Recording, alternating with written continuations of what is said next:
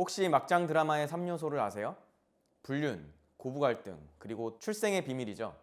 신생아실에서 아기가 바뀌어서 한순간에 재벌집 막내 아들에서 가난한 집 첫째가 된 이야기.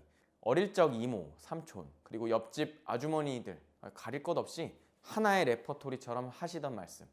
너 다리에서 주워왔어 라고 하는 말을 듣고 자라서일까요? 출생의 비밀은 우리에게 친근하면서도 흥미로운 이야기가 아닐 수 없습니다. 1953년 스탠리 밀러와 해럴드 유리라는 과학자는 그동안 한 번도 시도하지 않았었던 매우 흥미로운 실험을 계획했습니다.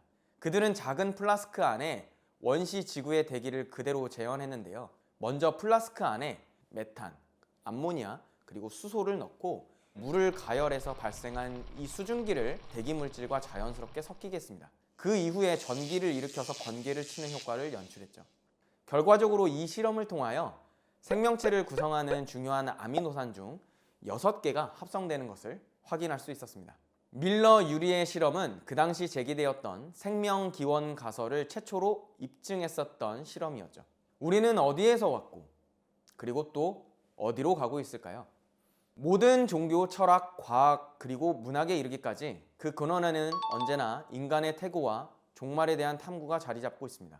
만족할 줄 모르는 인간의 호기심은 오늘도 인간의 과거, 그리고 미래를 넘나들며 여행을 하고 있죠. 여기 한 민족이 있습니다. 성경이라고 하는 그들의 경전에는 민족의 기원과 성장 스토리가 그대로 담겨 있죠. 그러나 이 민족의 기원에 대한 성경 이면의 이야기, 이제 저와 함께 잘 알려지지 않았었던 이 이스라엘의 기원을 찾아 떠나보시겠습니다. 성경의 모든 테두리를 이야기해 드립니다. 안녕하세요. 저는 이삭이고요. 이삭의 아삭한 바이블 이제 시작합니다.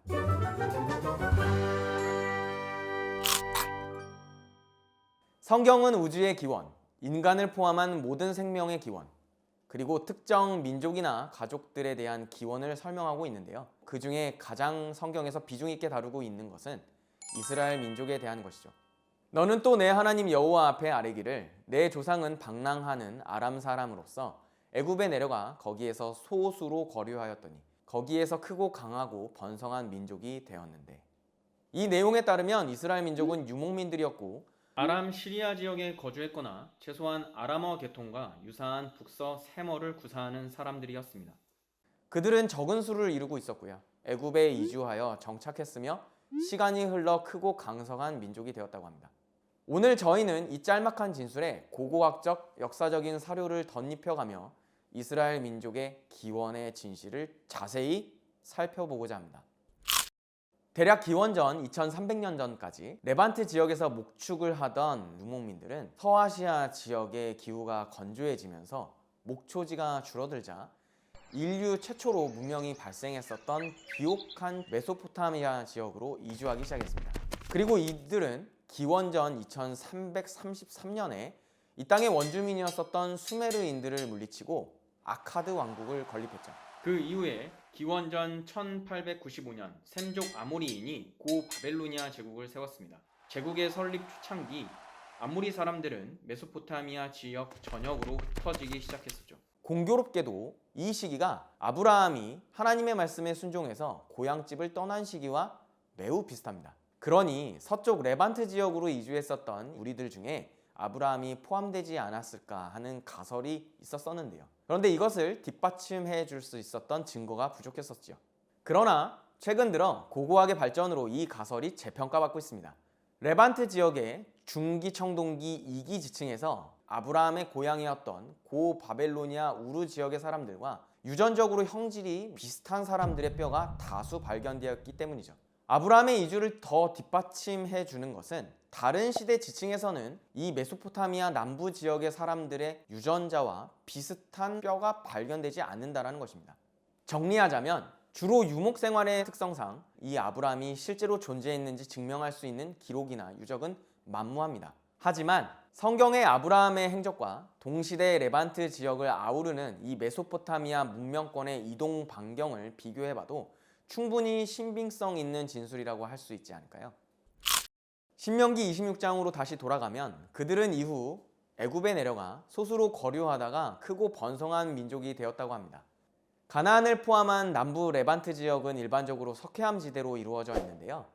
지표면이 딱딱하고 물이 쉽게 빠져나가기 때문에 농사를 짓기가 매우 어렵습니다. 가뭄이 길어지면 사람이 먹는 양식을 농사를 통해 구하기도 어려운데 목축을 하기는 더더욱 어렵겠죠. 이 경우 가나안 지역에 살고 있었던 사람들이 양식을 구하기 위해 선택할 수 있는 선택지는 그리 많지 않았습니다. 시리아 지역 아니면 대부분은 당시 해마다 산모작이 가능했었던 이집트였었죠.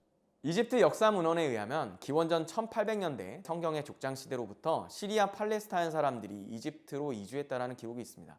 이집트 베니아산에 가면요, 무덤 벽화가 있는데 이집트 사람의 눈에 비춰진 가나안 사람들의 모습이 상형 문자와 함께 그려져 있어요. 벽화에 묘사된 가나안인은 방랑자, 여행자처럼 보이는데요. 이들은 까무잡잡한 이집트인들과 달리 구릿빛 피부에 큰 눈, 그리고 코, 덥수룩한 머리와 날렵한 턱선, 그리고 귀 밑까지 난 턱수염을 가지고 있었습니다. 그리고 여러 색이 혼용된 직물로 짠 옷을 입고 있었죠. 마치 야곱의 11번째 아들 요셉이 자주 입었었던 색동옷을 연상시킵니다. 그런가 하면 이집트 룩소르 카르낙 신전 벽면에 이민족 정복을 기록한 부조를 살펴보면 샤슈라고 하는 민족에 대한 언급이 있습니다. 샤슈는 여행하다, 방랑하다라고 하는 이집트 단어에서 파생했는데요. 약탈하다라고 알려진 히브리어 샤샤스라고 하는 이 발음과 매우 유사합니다. 그들에 대해서는 용병이라고 하는 기록이 있는가 하면 가나안 중앙 산악지대에 있는 출신으로서 이 애굽에 거주했다가 고향으로 쫓겨냈다라고 하는 언급도 있죠. 시내반도에서 발견됐었던 이 유적에 따르면 야후라고 했었던 신을 섬겼다라고 알려져 있습니다.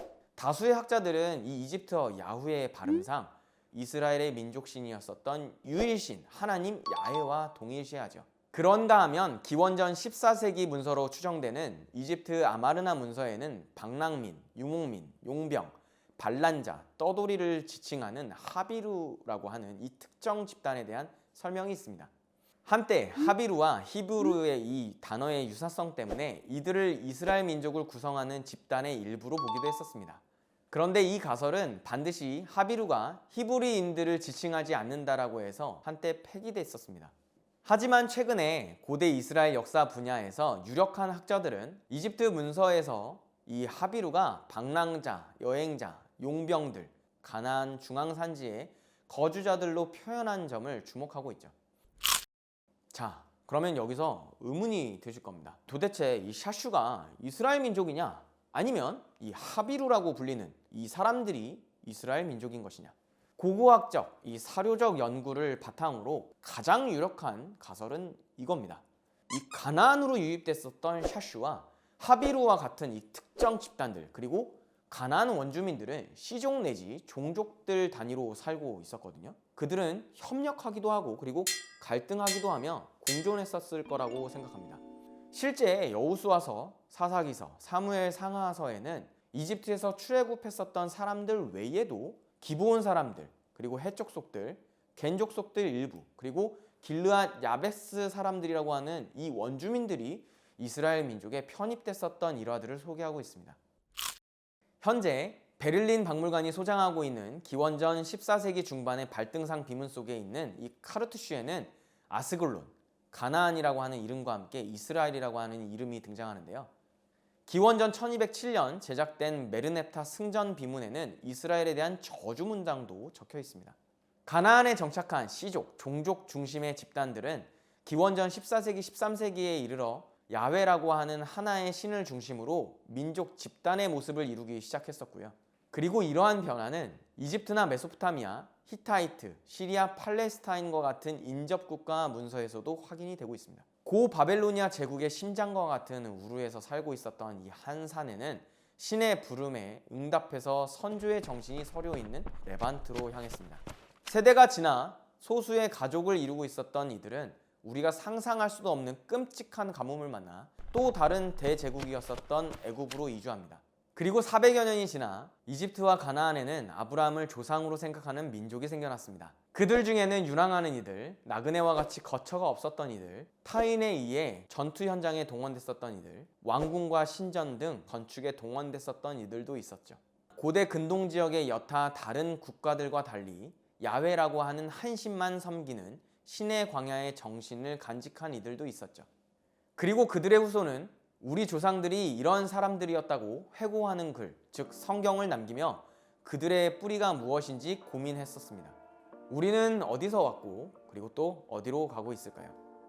이 질문은 결국 나는 누구인가에 대한 답을 찾기 위한 인간의 끊임없는 고뇌가 아닐까요?